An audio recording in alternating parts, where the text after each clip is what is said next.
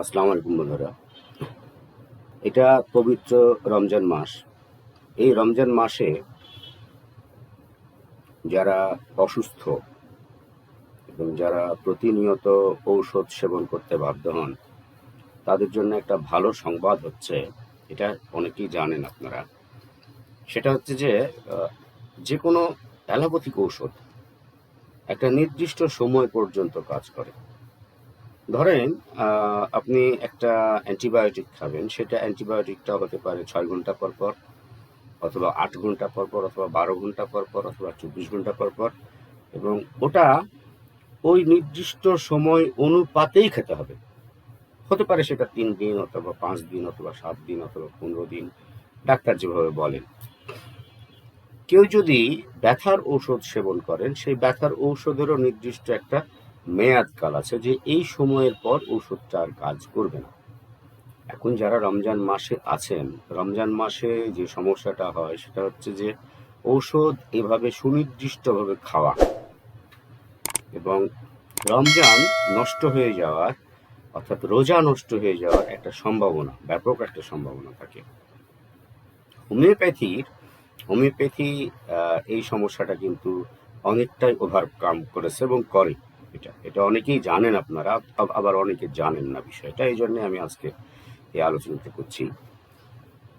Homeopathy ঔষধ আপনি ঘ্রাণের মাধ্যমে, ত্বকে স্পর্শের মাধ্যমে, বিভিন্নভাবে আপনি হোমিওপ্যাথি ঔষধ গ্রহণ করতে পারেন, এবং সেটা আপনার রোজার কোনো ক্ষতি না করেও। যেমন ধরুন, হোমিওপ্যাথি ওষুধ আপনি যদি সামান্য কিছু হোমিওপ্যাথি ঔষধ জলের সাথে মিশিয়ে, পানির সাথে মিশিয়ে আপনি যদি গড়গড়া করেন, কুলকুচি করেন, তাহলেও কিন্তু হোমিওপ্যাথি ওষুধ কাজ করবে। অথবা আপনি যদি ঔষধটা কয়েকবার ঝাঁকি দিয়ে, তরল ঔষধটা যদি আপনি নাকে ঘ্রাণ নেন, জাস্ট 1 থেকে 2 বার, 2 নাকের ছিদ্রে 2 বার, আপনার দারুণ কাজ হবে। এবং রমজান মাসে যেহেতু এই সময় আমরা সিয়াম সাধন করি, আমরা সব কিছু থেকে বিরত থাকি, পানাহার থেকে বিরত থাকি, খারাপ কাজগুলো থেকে বিরত থাকি, ধূমপান থেকে বিরত থাকি।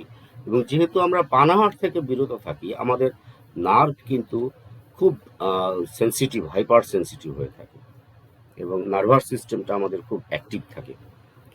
এই জন্য আপনি যখনই এটাকে ঘানে নেবেন অথবা গড়গড়া করবেন, তখনই কিন্তু এই ওষুধটা আপনার দারুণ কার্যকরী হবে এবং আপনার সিয়াম সাধনায় কোনো ব্যাঘাত ঘটবে না।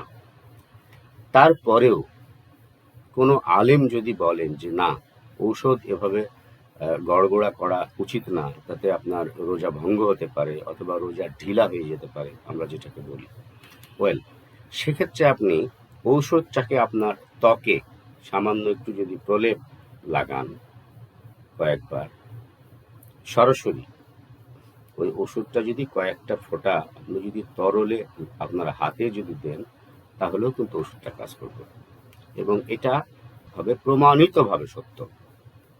সুতরাং এটা রোজদারদের জন্য একটা বড় সুবিধা, যে আপনারা যারা রোজা থাকছেন এবং ঔষধ সেবনের ক্ষেত্রে যারা প্রতিনিয়ত সমস্যার সম্মুখীন হচ্ছেন, যে ওষুধটা কিভাবে খাবো, কিভাবে খাইলে আমার রোজা থাকা অবস্থাতে আমি ওষুধটা সেবন করতে পারবো এবং সুস্থ থাকতে পারবো, তাদের জন্য এটা একটা সুসংবাদ।